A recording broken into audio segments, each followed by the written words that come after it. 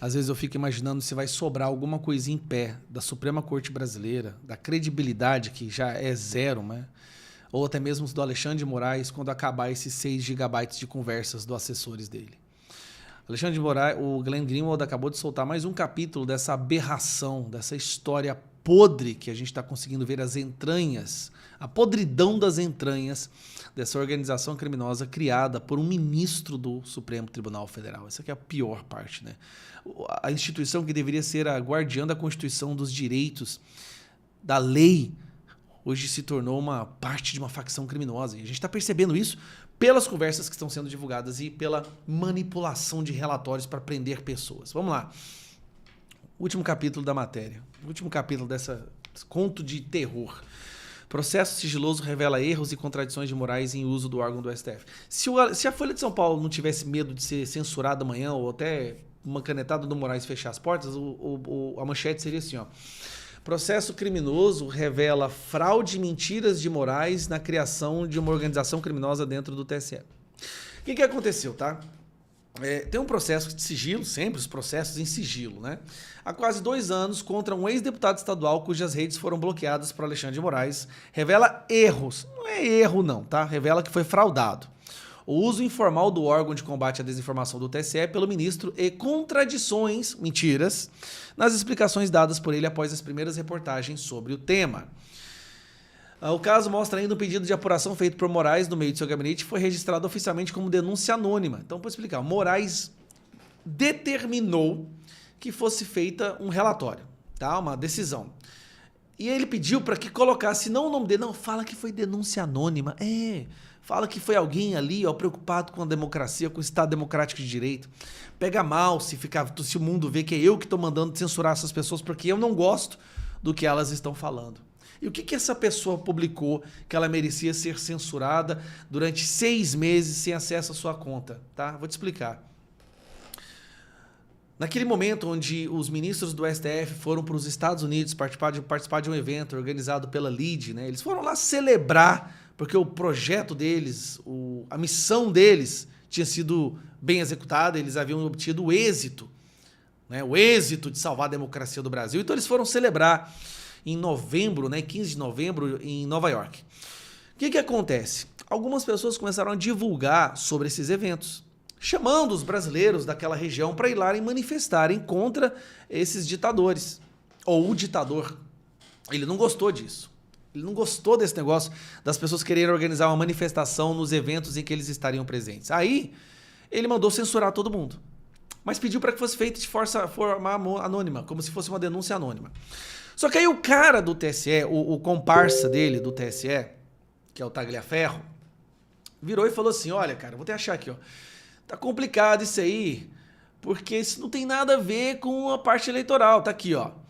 O assessor do TSE avisou que estava retornando de São Paulo para Brasília, o que faria o relatório sob encomenda.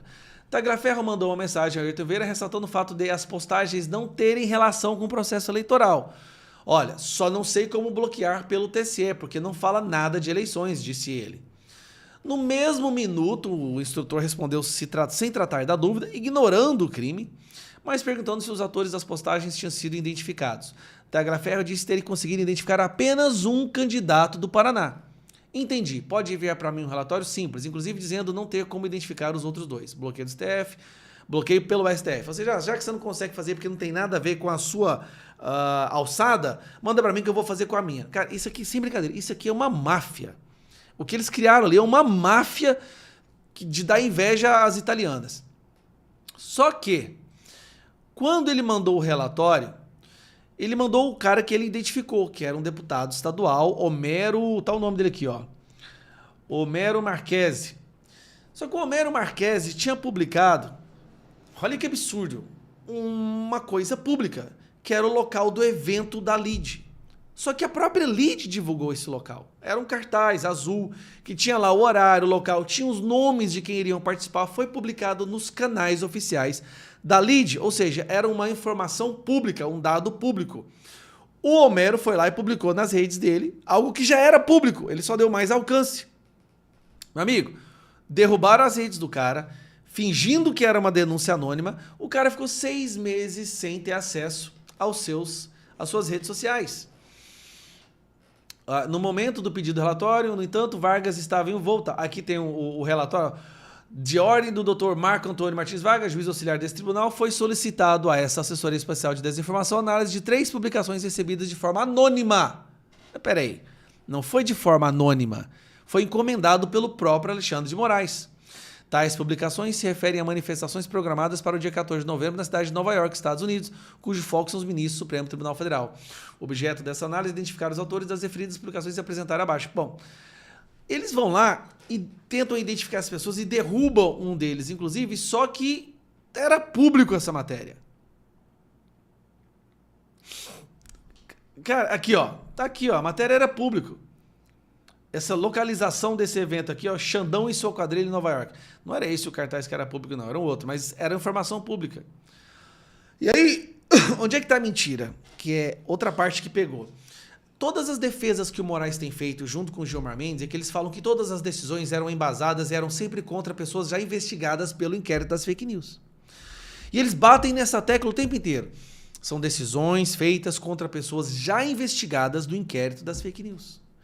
O problema é que esse cara não estava no inquérito das fake news. Aqui, ó, Moraes fala o seguinte: diz que todos os agravos regimentais, recursos apresentados pelo papapá foram levados por ele a análise, todos acompanhados pelo PGR, todos os documentos oficiais. Aqui ele mente descaradamente. Olha, todos os documentos oficiais juntados a investigações correndo pela Polícia Federal. Mentira, a Polícia Federal não estava envolvida nisso daí. Todos já eram investigados previamente nos inquéritos já citados. Essas pessoas que ele estava mandando censurar não tinha nenhuma investigação contra elas.